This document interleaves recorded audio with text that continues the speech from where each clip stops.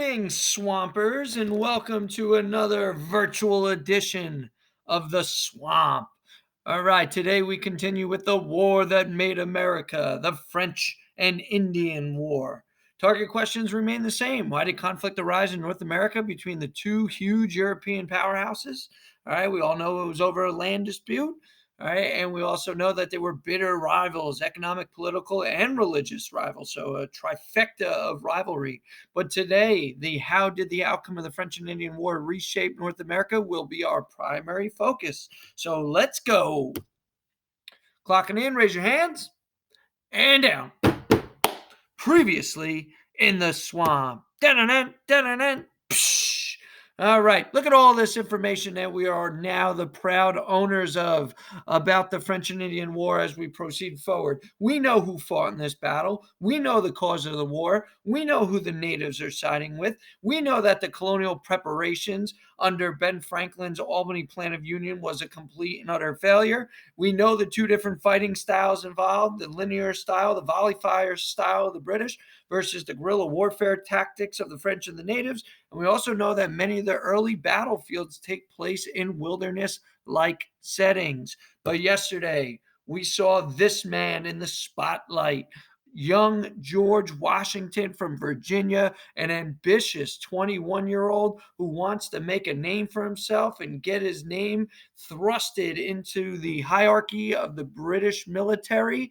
But we saw yesterday that on several occasions he proved himself to be a zero. He failed to drive the French out of the frontier. He then, under his watch, a French diplomat was assassinated by his Native American ally, the Half King. And then he made a fort at Fort Necessity to take a defensive stand, and he got the floor wiped out with him there. All right, and he got destroyed, and he got sent packing back to Virginia with his tail between his legs as a complete failure, as he had to surrender to the superior French and Native American forces.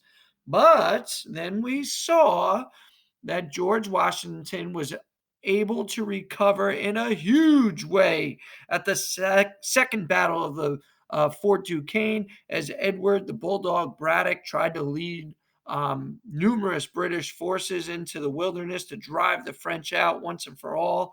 And unfortunately, this was not a great move for the Bulldog, as he was mortally wounded, fatally shot on the battlefield. But it was a young George Washington that saved the day and rallied the troops and led a retreat, which ultimately made a name for himself, leading to a impressive title, the hero of the Monongahela.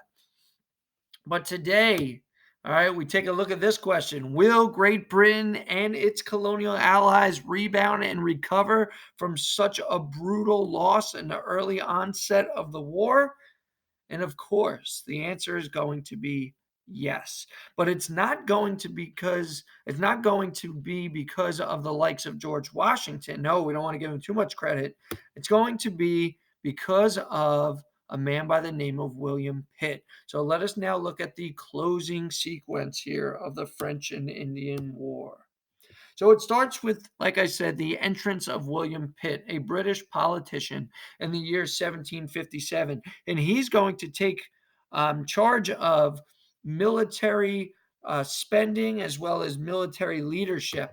And he makes a couple key changes as soon as he enters into the military planning phase.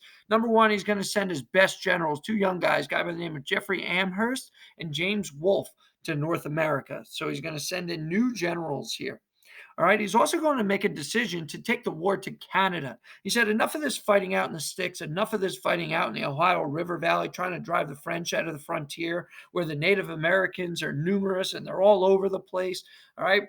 He takes the guerrilla warfare tactics away from him by taking the war to Canada, where that fighting style is not conducive. It's not effective. All right, so they're going to take the war to the French strong points of Quebec, Montreal, and also a place called Louisbourg.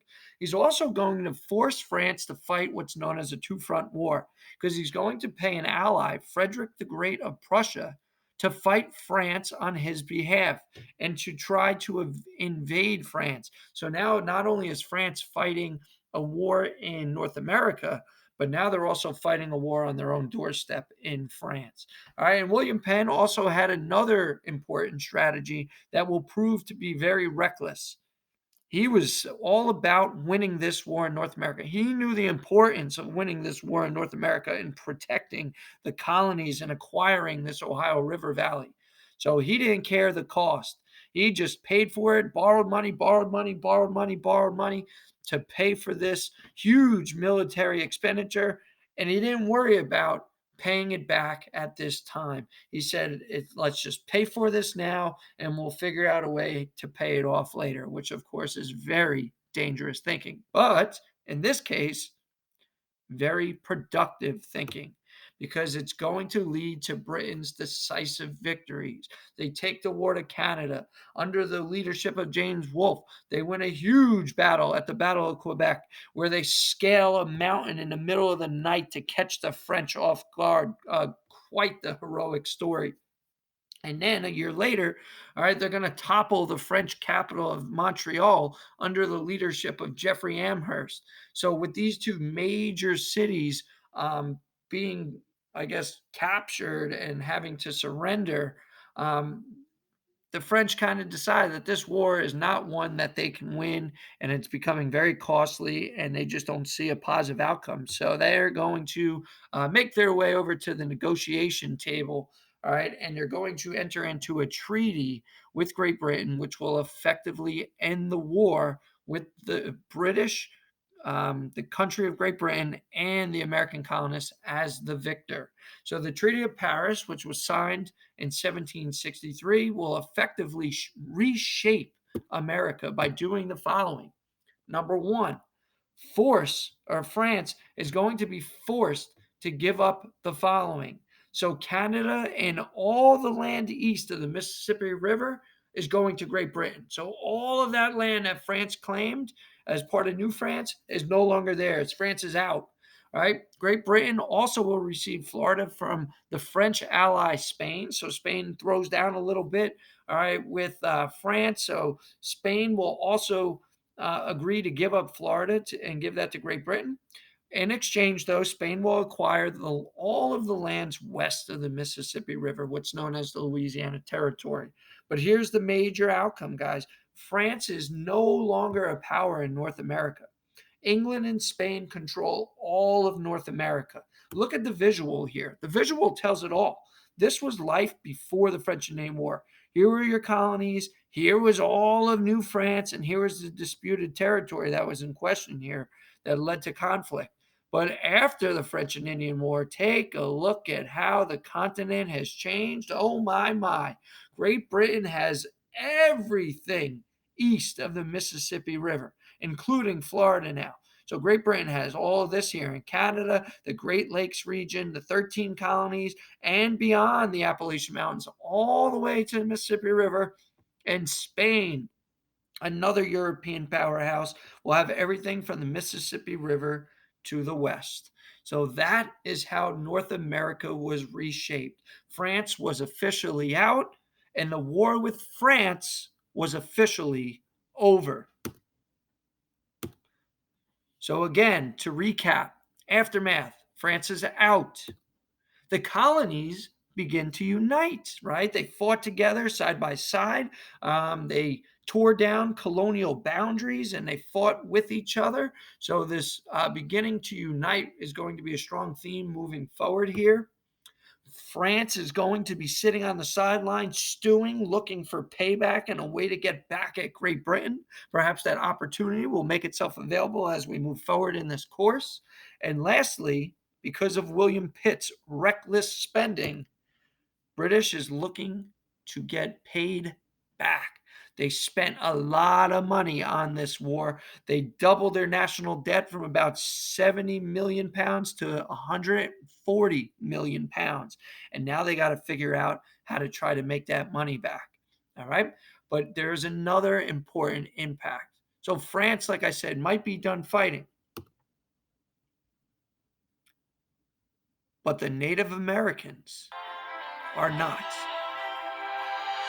Because the war might be over, but fighting will continue, as you will see, led by Chief Pontiac of the Ottawa tribe. They're not so willing to give up their ancestral homelands. And that will be our next lesson. Pontiac's Rebellion. If the colonists think they're just going to walk into the frontier, they got another thing coming. And now, last thing to say, it's safety net time, folks. All right. So thank you for watching today's installment in the virtual swamp. But you have an assignment to now complete, and that is going to be the USHD number 8, Turning Point, the French and Indian War. All right. So again, you guys have had these documents before. You're going to read lesson 8 out of the USHD series. All right. Nice little reading. 3 pages, but that's because it has a couple big pictures in it. All right. And you're going to log your answers right here on the Google form answer response sheet. Okay. So, ladies and gents, hope you had a great day here in the virtual swamp as always. Keep doing what you're doing. Keep up the great effort. I miss you guys. But you guys make me proud every time you guys, go to work here. You do a fantastic job. So keep up the great work, and I'll catch you next time in the virtual swamp. Have a great day, everybody.